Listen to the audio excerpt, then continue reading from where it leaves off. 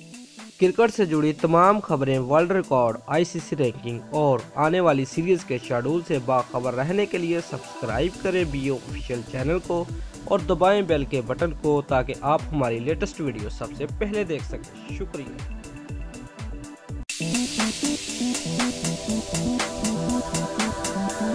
Viewers, भारतीय cricket board ने Asia cup 2018 के लिए भारतीय टीम का ऐलान कर दिया, जिसका कप्तान रोहित शर्मा को मुकर्रर किया गया है। व्यूअर्स, इंटरनेशनल क्रिकेट काउंसिल के मुताबिक भारतीय क्रिकेट बोर्ड ने एशिया कप 2018 में कप्तान विराट कोहली को आराम देने का फैसला किया है और उनकी जगह रोहित शर्मा को टीम की कप्तानी सौंपी गई है।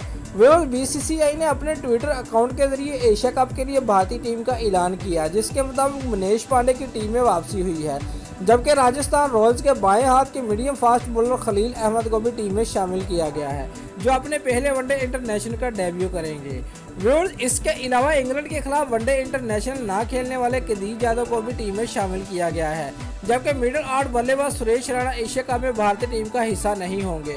व्यूअर्स, बीसीसीआई के मुताबिक भारतीय टीम का 15 रुकनी स्क्वाड ये है।